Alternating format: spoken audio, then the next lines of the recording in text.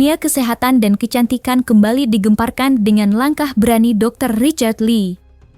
Tak tinggal diam setelah ditetapkan sebagai tersangka atas laporan dokter detektif, sang dokter edukator ini resmi menabuh genderang perang hukum melawan Polda Metro Jaya. Berikut adalah 5 fakta di balik perlawanan sengit Dr. Richard Lee yang dirangkum dalam poin-poin krusial versi Cumi Top 5. Babak baru perseteruan antara Dr. Richard Lee dan dokter detektif kini resmi berpindah dari ruang publik ke ruang pengadilan. Tak terima dengan status tersangka yang disematkan kepadanya, Dr. Richard Lee mengambil langkah radikal dengan melayangkan gugatan pra-peradilan terhadap Polda Metro Jaya di Pengadilan Negeri Jakarta Selatan. Langkah ini diambil sebagai bentuk perlawanan hukum yang sah.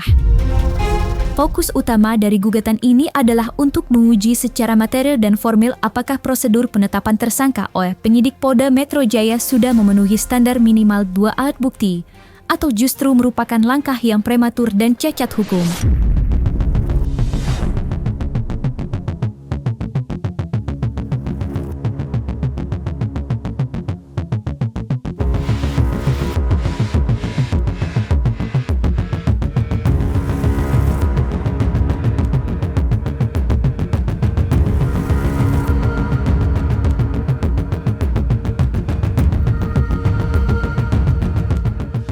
Artinya begini loh, bahwa kita itu menggunakan hak yang sudah diatur dengan undang-undang.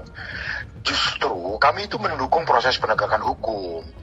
Bentuk dukungan terhadap proses penegakan hukum itu salah satunya adalah melakukan check and balances, yaitu bagaimana kita ini benar-benar bersama-sama mengawal proses penegakan hukum, supaya proses penegakan hukum itu berjalan di tracknya, on the track begitu loh.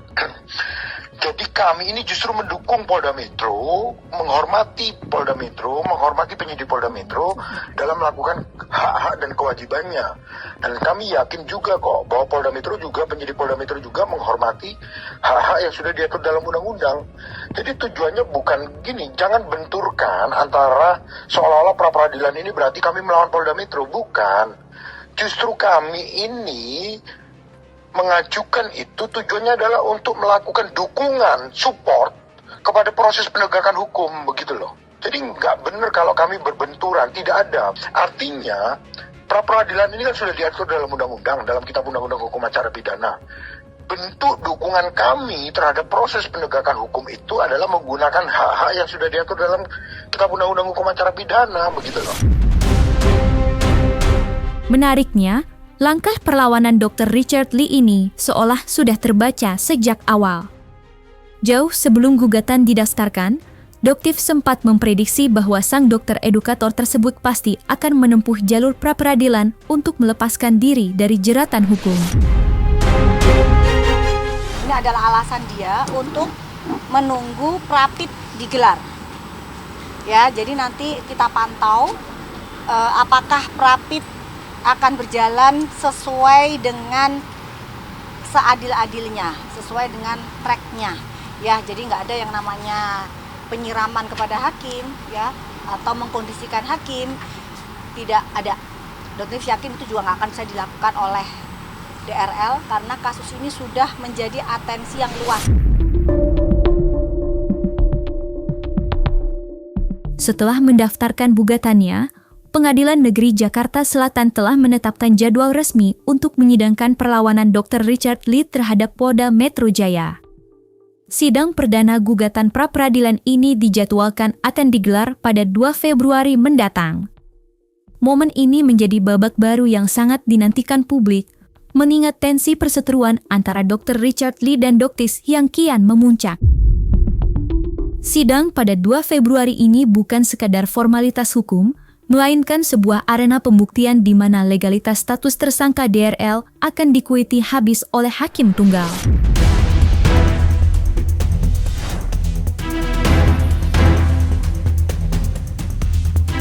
Kalau untuk sidangnya sendiri coba dicari tahu ya, saya belum cek lagi karena kan kita tunggu panggilan resmi ya. Tapi apakah sudah muncul tanggal sidangnya, karena banyak berita yang sudah beredar, tapi nanti coba dicek lagi lah kepada pihak yang berkewenangan, yaitu Pengadilan Negeri Jakarta Selatan, itu aja. Tapi tujuan utama kami adalah kami ini menghormati proses hukum. Begitu.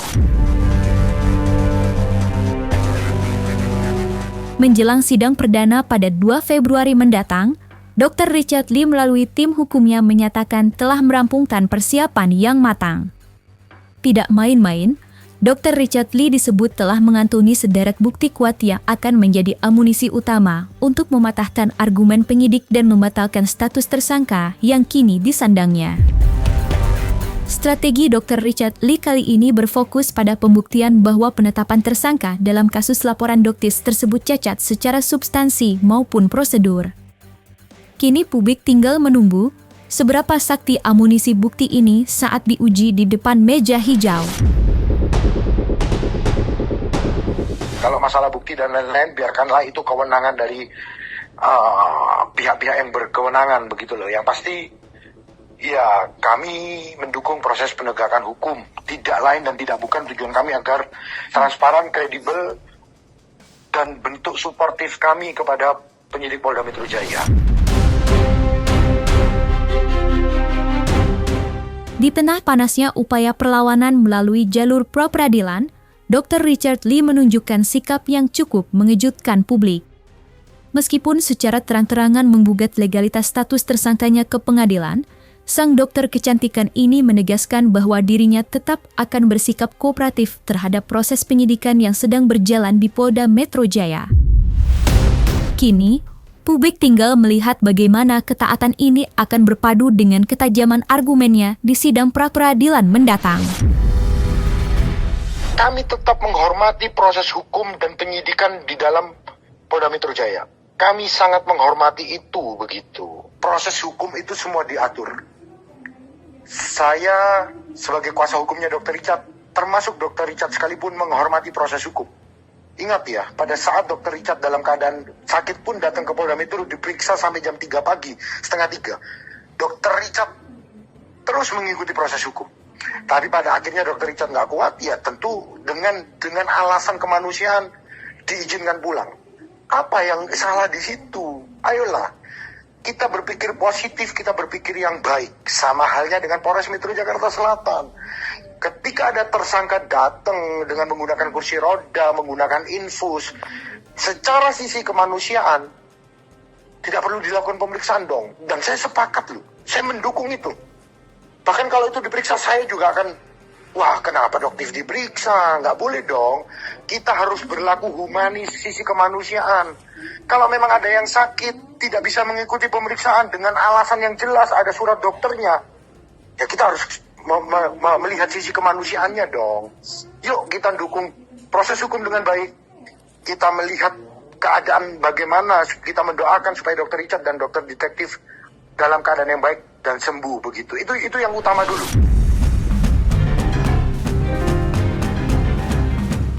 Di tengah proses pra-peradilan yang tengah bergulir, suhu ketegangan kembali mendidih terkait agenda pemeriksaan Dr. Richard Lee sebagai tersangka yang dijadwalkan pada 4 Februari mendatang di Polda Metro Jaya.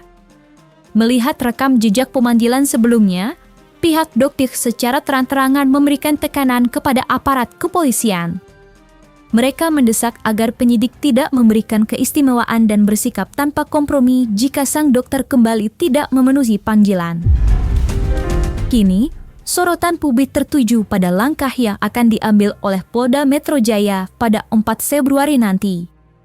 Desakan jemput paksa ini menjadi peringatan keras bagi DRL bahwa ruang geraknya semakin sempit. Apakah Dr. Richard Lee akan menunjukkan sikap kooperatifnya dengan hadir memenuhi panggilan, ataukah ketidakhadirannya nanti akan memicu tindakan tegas penyidik sebagaimana yang didesak oleh pihak Doktif? Tanggal 4 Februari akan menjadi saksi apakah borgol jemput paksa benar-benar akan digunakan atau tidak.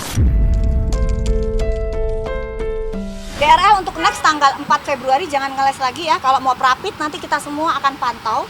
Ya, masyarakat akan pantau untuk jadwal prapit, nanti Doktif akan kasih ke kalian kapan jadwal prapit dari saudara DRL. Ya, yang jelas Polda Metro Jaya, Krimsus Polda Metro Jaya siap untuk menghadapi kamu. Ya, silahkan kamu melakukan tindakan hukum yang lain selama itu sah, silahkan. Tapi jangan melakukan pengunduran terus karena ini hanya menunda saja. kamu hanya menunda waktu untuk ditahan, ya. Tapi Doktif, insya Allah berharap keadilan nyata, keadilan akan datang dan kamu bisa ditahan. Pemanggilan selanjutnya kan akan diundur sampai dengan tanggal 4, Bang, 4 Februari. Apakah nanti Dokter Richard Lee akan datang, Bang?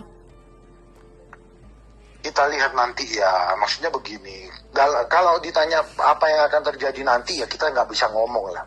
Tapi kan saya sampaikan, per hari ini Dokter Richard itu masih dalam kondisi yang sakit. Bahkan legalitas dan semua keterangan surat dokternya semua sudah jelas bahwa memang Dokter Richard perlu istirahat, begitu loh. Jadi tidak ada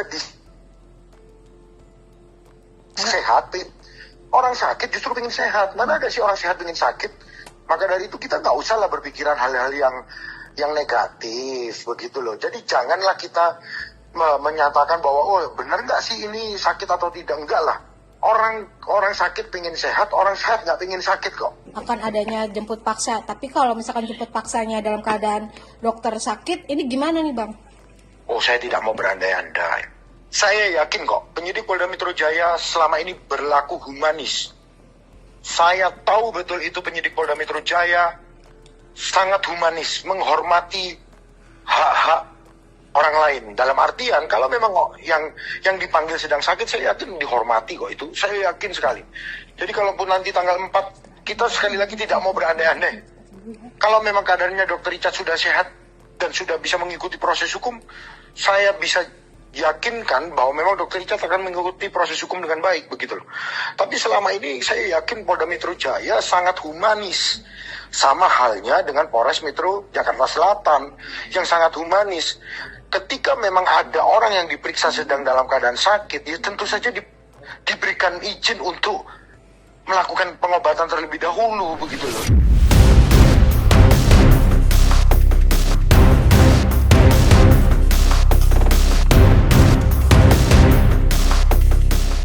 Nah, selesai sudah Cumi Lovers. Jangan lupa untuk like, subscribe, dan juga share channel YouTube Cumi Cumi.